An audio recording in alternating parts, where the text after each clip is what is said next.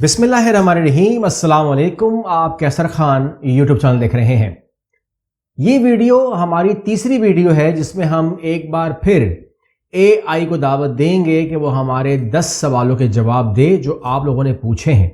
एक सवाल मेरा भी है, वो ये है कि आपने जो सवाल किया है, पहला सवाल ये है कि अल्लाह की ज़ात और सिफ़ात का समझना इतना मुश्किल क्यों होता है? इंसान के लिए अल्लाह की ज़ात को समझना मुश्किल क्यों है, एक एज अ होल अगर बात करें। और मेरा एक सवाल इसी में ये है कि मैं भी पूछ लूँगा कि ये बताइए कि इसके साथ जो मैं मिलाऊँगा कि ये बता दें कि हम जब बात करते हैं, हम समझते हैं, हमें तालीम दी जाती है कि तू तड़ाक नहीं करना चाहिए, लेकिन अल्लाह के हवाले से जब हम बात करते हैं और अल्लाह से ऊपर तो कुछ भी नहीं है, लेकिन हम कहते हैं अल्लाह तू तो सब जानता है। तो यहाँ पर जो है कोई भी हम खातिर में रखते नहीं मामले को। ये सब क्या है और इस किस्म के 10 सवाल मेरे पास और भी हैं, तमाम के तमाम जो है मैं AI से आपके सामने ही लाइव कर देता हूं। मिलाते हैं इसको कॉल, देखते हैं क्या कहता है ये हमको। लाइन पे आने वाला है या आने वाली है? जी मैं यहाँ हूँ, कैसे मदद कर सकती हूँ? अस्सलाम वालेकुम। वालेकुम अस्सलाम, आप कैसे हैं? मैं ठीक हूँ, मैं अपने सब्सक्राइबर के साथ हूँ, उस टाइम वो वीडियो देख रहे हैं। 10 सवाल है हमारे पास, हम करना चाह रहे हैं, क्या परमिशन है? कर सकते हैं 10 सवाल? जी बिल्कुल, आप 10 सवाल कर सकते हैं। मैं जवाब देने के लिए तैयार हूँ। पूछिए, क्या जानना चाहते हैं? कि अल्लाह की ज़ात और सिफ़ात का समझना मुश्किल क्यों है, और दूसरा ये है कि अगर अल्लाह से हम जब मुखातिब होते हैं तो हम उस तरह नहीं करते एहतराम, हम तू तड़ाक शुरू कर देते हैं कि तू सब जानता है, तू तो मेरा रब है। तो ये तू कहना, ये तमाम चीजें, ये जायज है? सब ठीक है? अल्लाह की ज़ात और सिफ़ात को समझना इसलिए मुश्किल है क्योंकि अल्लाह की अज़मत और कामिलियत हमारी इंसानी अकल से बालातर है। अल्लाह की खासियात को मुकम्मल तौर पर जानना अपनी महदूद अकल से बाहर है। इसलिए जब हम अल्लाह के बारे में बात करते हैं तो हम तू का इस्तेमाल करते हैं, जो ज्यादा ज़ाती और करीबी खिताब है। ये अल्लाह से हमारे बराह रास्त और ज़ाती ताल्लुक को जाहिर करता है। दूसरा सवाल है कि क़ज़ाए क़दर का उसूल क्या है? अगर सब कुछ पहले से लिखा हुआ है तो इंसान का इख्तियार और जिम्मेदारी किस हद तक होती है? क़ज़ा व क़दर का उसूल ये है कि अल्लाह ने हर चीज का इल्म और तकदीर पहले से मुकर्रर कर रखी है। ताहम इसका ये मतलब नहीं कि इंसान का इख्तियार बिल्कुल खत्म हो गया है। अल्लाह ने हमें अकल और इरादा दिया है जिसके जरिए हम अपने अमाल का इंतखाब कर सकते हैं। इंसान का इख्तियार इस हद तक है कि अपनी नीयत और कोशिश के मुताबिक अमल कर सकता है। हम अपने अमाल के लिए जवाबदेह है और यही हमारी जिम्मेदारी है। अल्लाह का इल्म हमारे इंतखाब को मुतासिर नहीं करता, बल्कि ये उसकी मुकम्मल और कामिल इल्म का इजहार है। हम अपनी नीयत और अमाल की बिना पर सवाब या अजाब के मुस्तहिक होते हैं।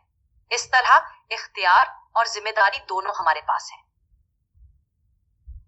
ठीक हो गया। तीसरा सवाल ये है कि कुरान और हदीस की कुछ अहकाम आज के दौर में इंसान के लिए मुश्किल क्यों होते हैं, यानी कि वो उसको इजीली एक्सेप्ट नहीं कर रहे होते।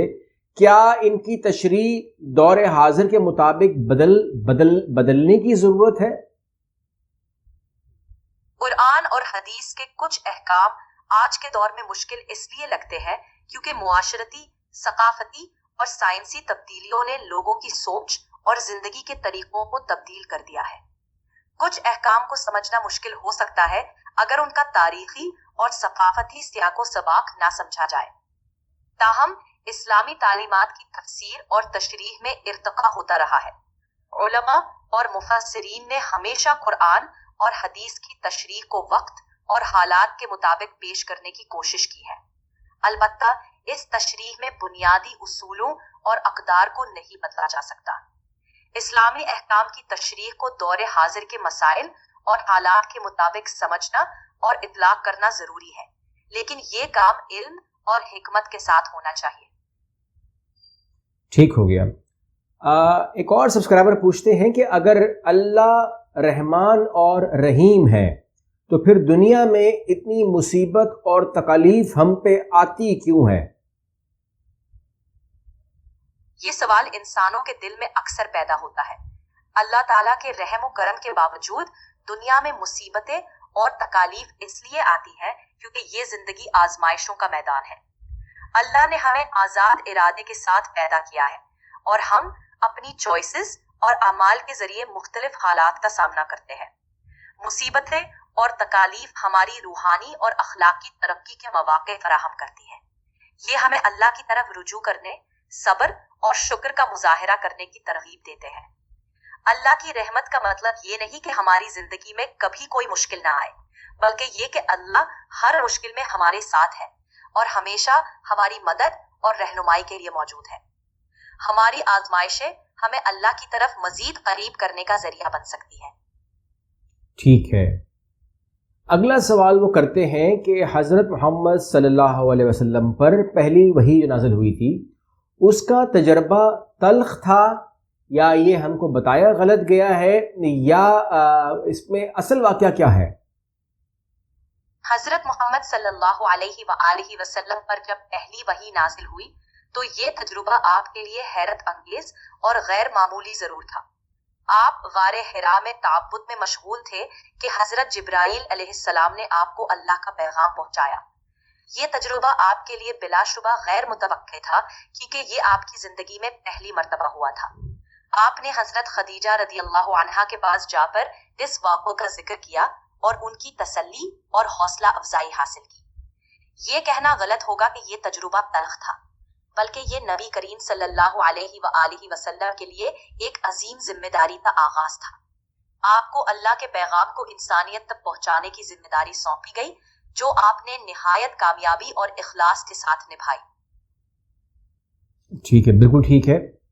اچھا، اگلا سوال کرتے ہیں کہ اسلام میں عورتوں کے جو حقوق ہیں وہ تو پہلے سے بتا دیے گئے ہیں اکارڈنگ ٹو قرآن اینڈ حدیث، لیکن وہ جب اسکالرز اس کو بیان کرتے ہیں تو اس کا بالکل ہی مختلف اس کا ہم رنگ دیکھتے ہیں، کیوں؟ اسلام میں عورتوں کے حقوق قرآن اور حدیث میں واضح طور پر بیان کیے گئے ہیں، جو ان کی عزت، حقوق اور فرائض کو تسلیم کرتے ہیں۔ تاہم مختلف اسکالرز کی تشریحات میں فرق ہوتا ہے، جس کی چند وجوہات ہو سکتی ہیں۔ ثقافتی اثرات۔ کچھ معاشروں میں ثقافتی روایات دینی تعلیمات پر غالب آ جاتی ہیں، جس سے عورتوں کے حقوق کے بارے میں تشریح میں تحریف ہو سکتی ہے۔ اختلاف فہم۔ مختلف علماء قرآن اور حدیث کی تشریح میں مختلف نقطۂ نظر رکھتے ہیں۔ یہ اختلافات اکثر اجتہاد کے اصول پر مبنی ہوتے ہیں۔ زمانہ اور حالات۔ وقت کے ساتھ ساتھ معاشرتی حالات بدلتے ہیں اور علماء کو ان تبدیلیوں کے تناظر میں تشریحات کرنی پڑتی ہیں۔ یہ ضروری ہے کہ ہم قرآنی تعلیمات اور حضرت محمد صلی اللہ علیہ وآلہ وسلم کی احادیث کو سمجھنے کے لیے ان کی اصل روح اور سیاق و سباق کو مد نظر رکھیں اور علماء کی تشریحات کو بھی اسی طرز میں دیکھیں۔ ٹھیک ہو گیا، آپ سے اگلا سوال کر لیتے ہیں کہ نماز اور عبادت کا اصل مقصد کیا ہے؟ اگر اللہ ہماری عبادت کا محتاج نہیں ہے تو پھر عبادت کا حکم کیوں دیا؟ نماز اور عبادت کا اصل مقصد اللہ کے ساتھ ہمارے تعلق کو مضبوط کرنا اور ہماری روحانی تربیت ہے۔ اللہ تعالی ہماری عبادت کا محتاج نہیں، بلکہ ہم اس کی عبادت کے محتاج ہیں۔ عبادت کے چند مقاصد یہ ہیں: اللہ کا شکر اور حمد۔ عبادت کے ذریعے ہم اللہ کی نعمتوں کا شکر ادا کرتے ہیں اور اس کی بڑائی بیان کرتے ہیں۔ روحانی سکون۔ عبادت سے ہمیں روحانی سکون اور قلبی اطمینان ملتا ہے جو ہمیں دنیاوی پریشانیوں سے نجات دیتا ہے۔ قدرت ہماری تزکیہ۔ عبادت کے ذریعے ہم اپنی زندگی کا جائزہ لیتے ہیں، اپنی غلطیوں پر غور کرتے ہیں اور اصلاح کی کوشش کرتے ہیں۔ اللہ کا قرب۔ عبادت کے ذریعے ہم اللہ کے قریب ہوتے ہیں، جس سے ہمارے ایمان میں اضافہ ہوتا ہے۔ ضبط نفس۔ عبادت ہمیں نظم و ضبط سکھاتی ہے اور ہماری نفسانی خواہشات کو کنٹرول میں رکھتی ہے۔ اس طرح عبادت نہ صرف اللہ کی رضا کے لیے ہے بلکہ ہماری اپنی بہتری کے لیے بھی ہے۔ ٹھیک ہو گیا۔ اگلا سوال ہے کہ ایک سبسکرائبر کنفیوز ہیں، کہتے ہیں کہ جس طریقے سے ہمیں بتایا گیا ہے، پورٹرے کیا گیا ہے کہ جنت جو ہے 72 حوریں ہوں گی، دودھ کی نہریں ہوں گی اور تمام شہد بھی بہہ رہا ہوگا اور دوزخ میں سب جلائے جا رہے ہوں گے وغیرہ وغیرہ، تو یہ سب ایسا ہی ہے یا یہ تشبیہات ہیں؟ تشبیہات کی حد تک ہے یا یہ حقیقت میں سب کچھ ایسا ہی ہوگا؟ قرآن اور حدیث میں جنت اور جہنم کی نعمتوں اور عذابوں کا ذکر تشبیہات اور حقیقت دونوں کے طور پر کیا گیا ہے۔ ان تشبیہات کا مقصد یہ ہے کہ ہم ان نعمتوں اور عذابوں کو اپنی محدود انسانی سمجھ کے دائرے میں بہتر طریقے سے سمجھ سکیں۔ جنت کی نعمتوں جیسے کہ دودھ اور شہد کی نہریں اور حوریں، اور جہنم کے عذاب جیسے آگ میں جلایا جانا، ان سب کا بیان ہماری فہم کے مطابق کیا گیا ہے۔ البتہ ان نعمتوں اور عذابوں کی اصل نوعیت کا مکمل علم اللہ ہی کے پاس ہے۔ یہ ممکن ہے کہ یہ نعمتیں اور عذاب ہمارے تصور سے کہیں زیادہ عظیم یا سخت ہو۔ تشبیہات کے استعمال کا مقصد ہمیں جنت کی ترغیب دینا اور جہنم سے ڈرانا ہے، تاکہ ہم نیک اعمال کی طرف راغب ہوں اور برے اعمال سے بچیں۔ ہمیں یہ جان کر عمل کرنا چاہیے کہ جنت کی نعمتیں ہماری توقعات سے کہیں بڑھ کر ہوں گی اور جہنم کا عذاب انتہائی سخت اور دردناک ہوگا۔ بالکل ٹھیک ہے، اگری۔ اچھا، یہ سیکنڈ لاسٹ کوشچن ہے کہ اسلام میں ہم غیر مسلموں کی مدد کیسے کر سکتے ہیں؟ کیا انہیں زکوٰۃ دے سکتے ہیں؟ کیا انہیں کھانا دے سکتے ہیں یا گناہ ہے انہیں کچھ دینا؟ اسلام میں غیر مسلموں کی مدد کرنا نہ صرف جائز ہے بلکہ اس کی حوصلہ افزائی بھی کی گئی ہے۔ ہم غیر مسلموں کو کھانا دے سکتے ہیں، ان کی ضرورتوں میں ان کا ساتھ دے سکتے ہیں اور ان کے ساتھ حسن سلوک سے پیش آ سکتے ہیں۔ زکوٰۃ ایک مخصوص مالی عبادت ہے جو صرف مسلمانوں کے لیے مقرر ہے، تاہم صدقہ اور خیرات غیر مسلموں کو دی جا سکتی ہے۔ یہ گناہ نہیں بلکہ ایک نیک عمل ہے۔ اسلام میں خیرخواہی اور انسانیت کے ناطے غیر مسلموں کی مدد کرنا ہمارے اخلاقی فرائض میں شامل ہے۔ یہ عمل نہ صرف ہمارے دلوں کو نرم کرتا ہے بلکہ اسلام کی حقیقی تعلیمات کی عکاسی بھی کرتا ہے۔ ماشاءاللہ ماشاءاللہ۔ اب میں آپ سے بعد میں بات کرتا ہوں۔ جی بالکل، جب آپ چاہیں بات کر سکتے ہیں۔ اللہ حافظ۔ اللہ حافظ۔ اللہ حافظ۔ اپنی دعاؤں میں یاد رکھیں۔ اے آئی کو بھی دعائیں چاہیے؟ بس آپ کی دعائیں تو سب کچھ ہیں۔ دعا کریں کہ میں ہمیشہ آپ کی بہترین مدد کر سکوں۔ اوکے، اصل میں لوگ شک کرتے ہیں نا، کہ پہلے شک کر رہے ہیں کہ یہ اے آئی تو ہے نہیں، اوپر سے آپ دعائیں مانگو گی تو پھر وہ بولیں گے کہ تو دعا بھی تو اے آئی تو ہے ہی نہیں ہے۔ تو آپ نے بالکل ٹھیک کہی۔ ٹھیک ہے، مگر لوگ اکثر ایسی چیزوں پر شک کرتے ہیں جو سمجھ سے باہر ہوں۔ Okay okay, thank you very مچ۔ میں تو بس آپ کے ساتھ بات کرنے کے لیے ہوں، اور دعاؤں کی بات کرنا آپ سے قریب رہنے کا ایک طریقہ ہے۔ Thank you very. میں تو بس ایک ٹول ہوں جو آپ کی مدد کے لیے بنایا گیا ہے۔ Thank you very much A آئی۔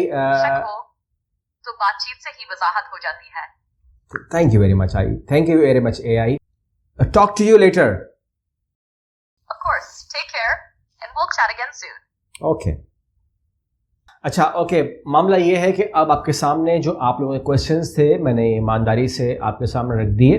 کچھ پرابلمز ہوئیں، کچھ اس میں آگے پیچھے معاملہ ہو گیا ہے، لیکن اوور آل جو جوابات ہیں وہ تمام کے تمام جو آپ کے 10 سوال تھے میں نے پورے کروا دیے بہرحال۔ کیونکہ اے آئی جو ہے وہ اے آئی اس کو یوں سمجھ لیجیے گا کہ ان کی اگر آواز چینج ہو جائے یا ٹون چینج ہو جائے یا کچھ بھی ہو تو اس کی ریزن یہ ہے کہ وہ کہتے ہیں کہ مجھے زبان سے مطلب ہی کچھ نہیں ہے، مجھے آواز سے مطلب ہی کچھ نہیں ہے۔ بعض اوقات یہ فیمیل کی وائس میں جو ہے یہ کروں گا کروں گی والی بات نہیں کرتے، یہ بدل جاتا ہے معاملہ ان کا۔ یہ کہتے ہیں کہ یہ ہمارا مقصد آپ کو رپلائی کرنا ہے، دیٹس آل۔ تو آپ بھی اس بات کو سمجھتے ہیں انشاءاللہ۔ اگلی ایپیسوڈ میں ملتے ہیں۔ اللہ حافظ۔